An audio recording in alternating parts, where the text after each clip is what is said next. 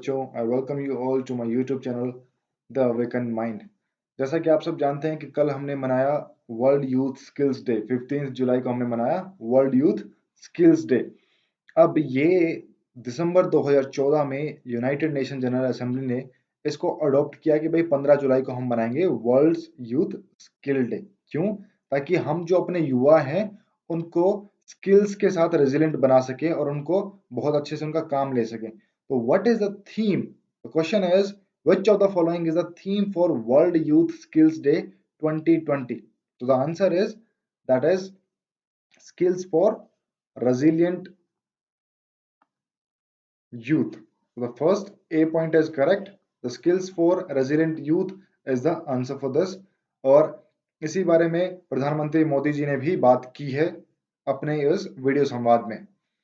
Second question for the day is India Energy Modeling Forum. With respect to India Energy Modeling Forum, which was launched recently, तो क्या बातें हैं जो ठीक हैं उनके बारे में पढ़ते हैं। देखो, it provides platform to examine important energy and environmental related issues in India. Second point is Bureau of Energy Efficiency will initially coordinate with the activities of forum and finalize its governing structure. चलिए जानते हैं क्या है India energy modelling forum. तो ये बच्चों sustainable growth pillar जो है हमारा, उसके बहुत इंपॉर्टेंट स्ट्रेटेजिक पॉइंट है India US strategic India partnership. और दो जो कि वन इज नीति आयोग और दूसरा इज यूएसएआईडी, ये दो ऑर्गेनाइजेशन मिलके इसको चलाते हैं। The SG pillar एंटेल्स energy data management, energy modelling and collaboration की कैसे हम कार्बन टेक्नोलॉजीज को कम करें, ठीक है, ऑन लो कार्बन टेक्नोलॉजीज। तो ये तीन की एक्टिविटीज हैं जो हम करते हैं। In the joint venture working group meeting of sustainable growth pillar held recently, India energy modelling forum was launch. तो इसी की मीटिंग में हमने क्या किया था, India energy modelling forum launch किया। और क्या, अब फर्स्ट पॉइंट देखते हैं यहाँ पे, it provides a platform for energy and environmental related issues in India. That is true. That is correct. Second point, अगर आपने देखा हो तो Bureau of Energy Efficiency will initially coordinate. No, it is not the Bureau of Energy Efficiency. It is, the answer is Niti Aayog.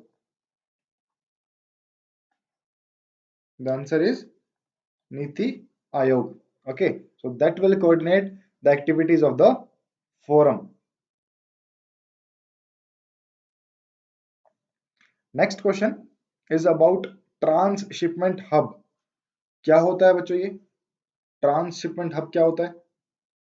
It's a terminal point जो कि port पे बनाया जाता है, विच हैंडल्स कंटेनर्स। तो बड़े बड़े जो कंटेनर्स होते हैं उसको हैंडल करता है, टेम्पररी उनको वो स्टोर करता है, it stores them for temporary, then transfers them to other ships for onward destination.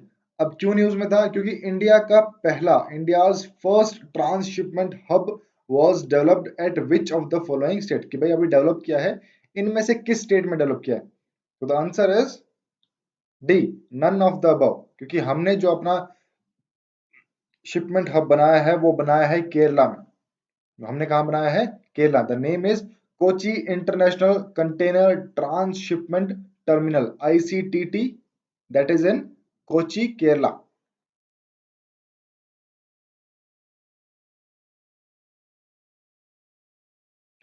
And activities like, अब वहां पे लोडिंग होगी, लोडिंग के बाद आप उसको थोड़े टाइम तक के लिए टेम्परेरी वहां पे रख सकते हो और फिर शिप्स में रखकर उनको आगे बेच सकते हो। आंसर है for this is D. Now this is Kochi.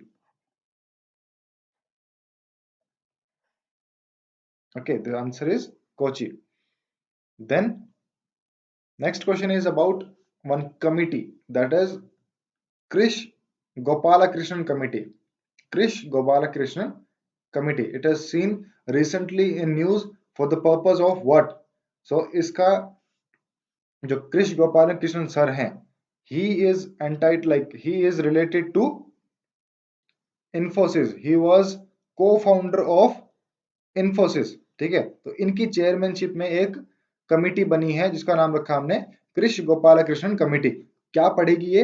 it will study the various issues related to non personal data. तो बच्चों नॉन पर्सनल डाटा क्या होता है?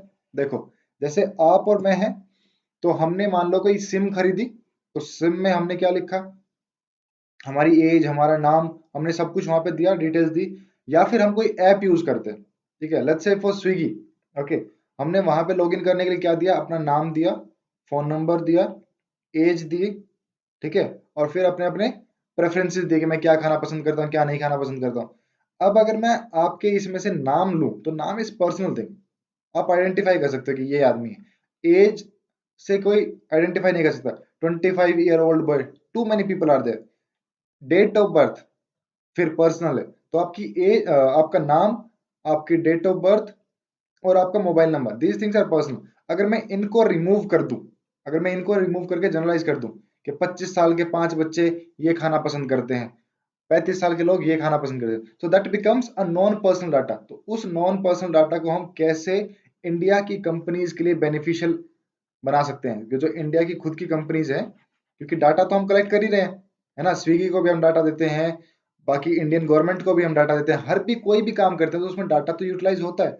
अब गवर्नमेंट इस बात को देखेगी कि कैसे उस डाटा को हम यूटिलाइज कर सकते हैं इन ए मैनर कि इंसान की प्राइवेसी को भी दिक्कत ना हो, we cannot harm the privacy as well, और साथ ही साथ कंपनी उसको फायदा भी हो।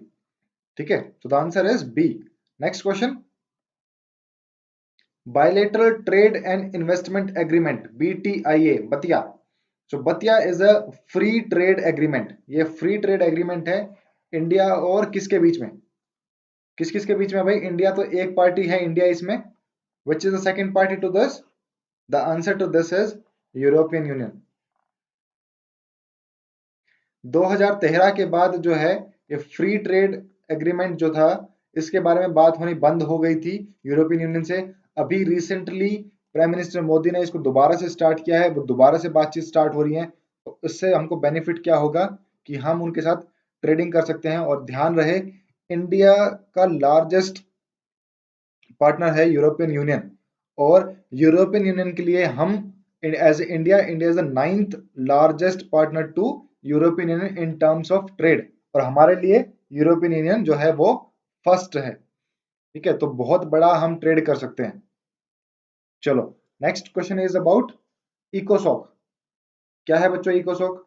Economic and social council, under UN it works, United Nations के अंडर काम करती है इकोसॉक।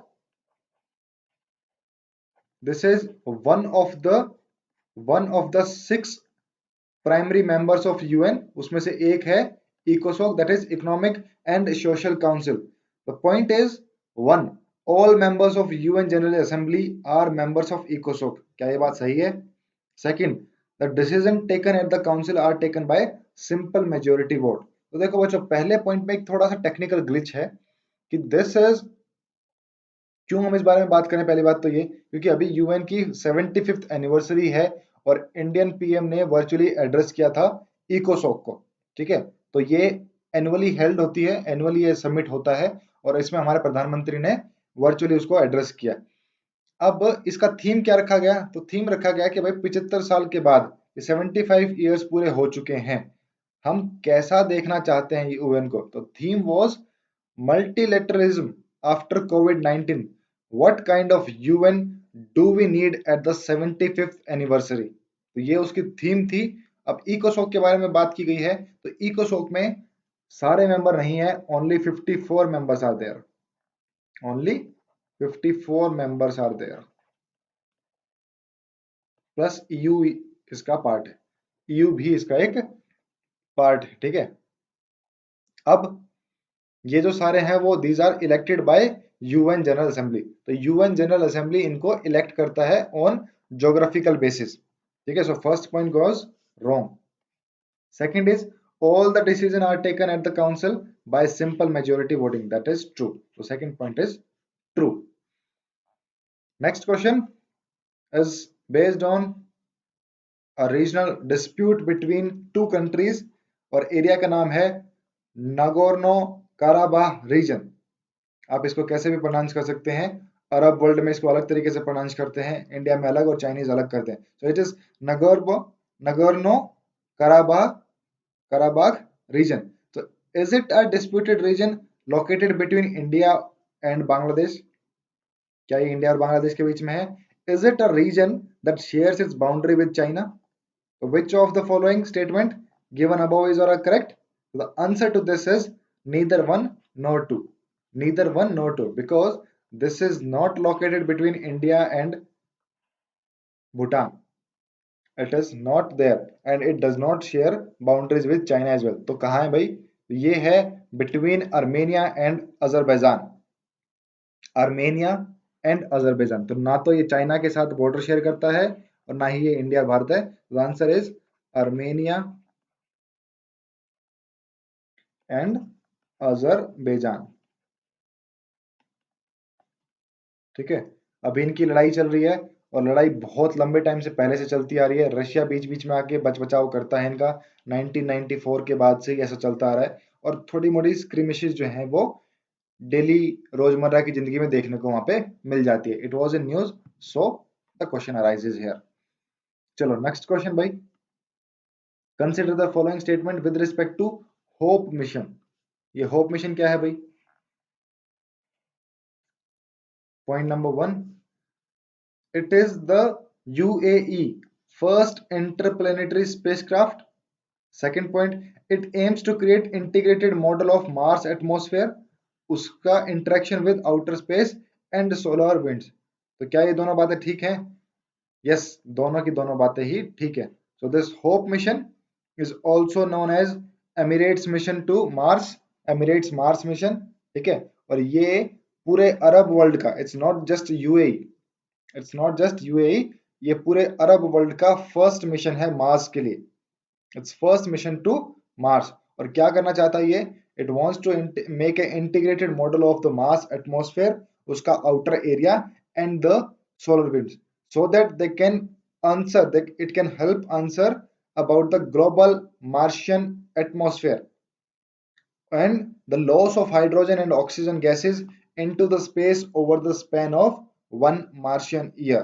ठीक है, तो ये इसका मोटो है। so the answer is both 1 and 2।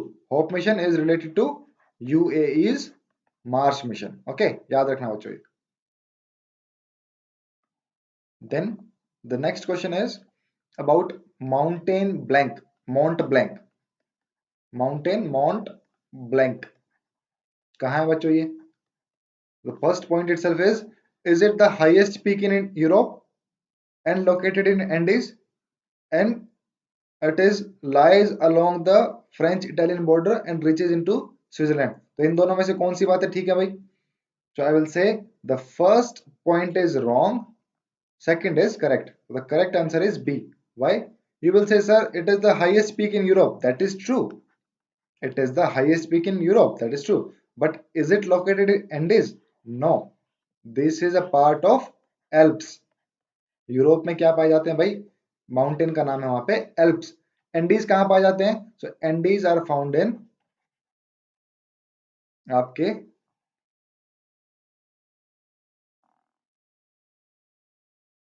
South America में, और ये एरिया है वो, ये इस तरीके से कुछ जैसे अपना केरला के साइड में माउंटेन्स रेंज है, वैसे ही यहाँ पे माउंटेन रेंज है जिसमें पेरू, अर्जेंटीना वगैरह आते हैं। ठीक है, so this founts in south America. ठीक, it lies along the French Italian border, that is true, and it reaches also to the Switzerland। और इसीलिए माउंट ब्लैंक को, क्योंकि अभी उसके जो ग्लेशियर्स हैं वो बहुत कम होते जा रहे हैं, they have reduced by 1/4 of their size, that is why it came in news. और क्या न्यूज आया वहां पे कि वहां पे जो बहुत पुराने न्यूज़पेपर्स डंप किए गए थे, those came up and seen visible, कि ग्लेशियर्स इतने नीचे चले गए हैं, बिल्कुल खत्म होते जा रहे हैं वहां पे, कि बहुत पुराने न्यूज़पेपर जो डंप किए जा चुके थे वो वहां पे दिखने लगे हैं। दूसरी बात क्या, कि इसको फ्रेंच में बोलते हैं व्हाइट माउंटेन, इसको फ्रेंच में बोला जाता है व्हाइट माउंटेन। ठीक है, Mont Blanc is known as white mountain in France. It is the highest peak in Europe and found in Alps. Last question for the day is related to the snakes. तो आप सभी ने कभी ना कभी शायद अपनी जिंदगी में सांप देखे हो, और अगर नहीं देखे हो तो सुना तो होगा ही उसके बारे में। तो this question asks to you, क्या सांप हर जगह मिलते हैं? Snakes are found in every continent, in the sea, forest, desert and prairies. Is it? Second point, radio telemetry has been used to study the movement patterns of snake and to tackle snake bite problem. तो भारत में snake bite problem बहुत ज्यादा है। इसको क्या करते हैं, इसको टैकल करने के लिए हम snakes के movement का पैटर्न पढ़ते हैं, and that is done by radio telemetry technique. So is that true? So if you see this, मुझे लगता है कि दोनों में से दोनों की दोनों बातें अगर कोई ऊपर ऊपर से पढ़ना चाहे तो ठीक लगेंगी, but read carefully. Snakes are found in every continent. तो बच्चों, बाकी सब कॉन्टिनेंट तो ठीक है, लेकिन आपका जो अंटार्कटिका है या आर्कटिक रीजन है, यहाँ पे 24/7 इंटू 365 डेज, तो स्नेक्स उस जगह में कभी नहीं मिलते जहां पे over the year her time ice मिले आपको। ठीक है, जहां पे हर टाइम पे आइस मिलेगी वहां पे स्नेक्स नहीं मिलेंगे। स्नेक्स हर जगह मिलते हैं, हर एरिया में मिल जाएंगे, लेकिन बर्फीले एरिया में जहां पे 24/7 इंटू 365 डेज अगर आइस होती है तो वहां पे स्नेक्स नहीं मिलेंगे। अंटार्कटिका में स्नेक्स नहीं है। Also there are few countries, namely Iceland. Iceland में क्या है भाई? आइसलैंड में नहीं है। ठीक है, ग्रीनलैंड में नहीं है, न्यूजीलैंड में नहीं है। इन एरियाज में स्नेक है ही नहीं। ठीक है, तो कुछ कंट्रीज हैं जिनमें स्नेक नहीं है। तो the first point goes wrong. However, the radio telemetry has been used to study the movement pattern of snakes and to tackle snake bite problem. That is true. ठीक है, तो उसकी फ्रीक्वेंसी को हम स्नेक्स की फ्रीक्वेंसी पे set कर देते हैं, और जब भी उसकी मूवमेंट होती है, so we get to know कि भाई स्नेक्स कहाँ कहाँ मूव कर रहे हैं, so as to tackle the snake bite problem. That's it for the day. Please like and subscribe the channel and share the video as much as possible, because your love can take me to more people, and if they get to know me, they can get benefited out of these question। 10 question जो हम current affairs के पढ़ते हैं, I guess कि आपको इनका level अच्छा लगता है, मेरा पढ़ाने का तरीका आपको अच्छा लगता है। कमेंट करके बताएं जो भी चीज आपको चाहिए, जिस भी टॉपिक पे आपको चाहिए कोई वीडियो, मैं आपको बना के दूंगा। आई विल मेक श्योर कि you get everything what you desire on your finger tips in terms of the education.